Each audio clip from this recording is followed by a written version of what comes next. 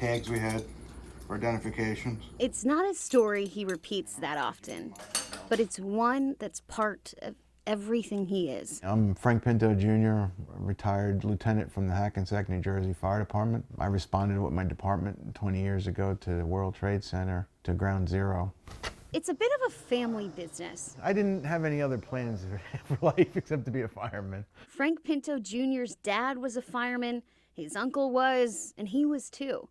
And his job, or calling really, You went into these buildings that were covered in dust. had him at Ground Zero during the days following 9/11. The smells you can't explain to most people. It was the smell of death.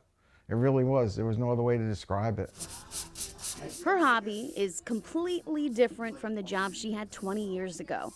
My name is Ariel Rivera Pinto, and 20 years ago, I was an EMT for the city of Hackensack, and I also work as an ER tech for Hackensack Medical Center. On 9/11, while her husband was at the fire station in Hackensack, New Jersey, Ariel rushed to the emergency room where she worked. She waited and waited for the survivors to come. We didn't get anybody. So The firemen and the EMT, two first responders needed by the nation during 9/11. all of a sudden we saw him like, oh boy, there comes the building. And we saw it when it collapsed. While their kids stayed with Grandma and watched the world change. It was hard to explain to them why, but I think Kevin understood a little bit more of it because he saw it on TV.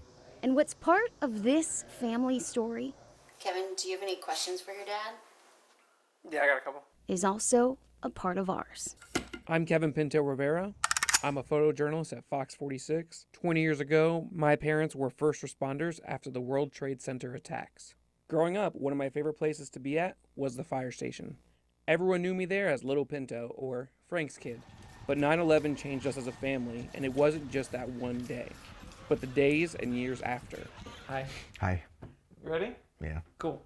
You haven't mentioned this person yet. Dennis. He developed bladder-type cancer. It was found to be from World Trade Center, which has a lot of cancers. They have a whole list of cancers now. Dennis is someone I knew growing up, one of Dad's closest friends. Dad was right next to him going through the rubble of 9/11. We were pretty close. We went over there a lot together. Which makes me, scared for my own health too. But ironically, we lost another guy this year from World Trade Center cancer. I was thinking about Bob.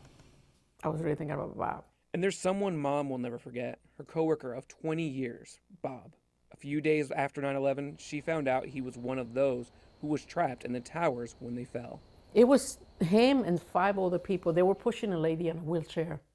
They were trying to get out the stairwell. And that's where they found them. But it was almost 7 months. Dad has a box of photos from the days and months afterwards. I don't know what it is. It came out of the rubble. In it, a piece of the World Trade Center that's become a solemn symbol of our family's history. It's sacred and something I've always kind of looked at and had memories from it. You gave this to me for show and tell. Yeah, I remember that. In 4th grade. I trusted you with it. You did. You trusted me I to did, bring this to and you brought it back in one piece. Yeah. It was hard.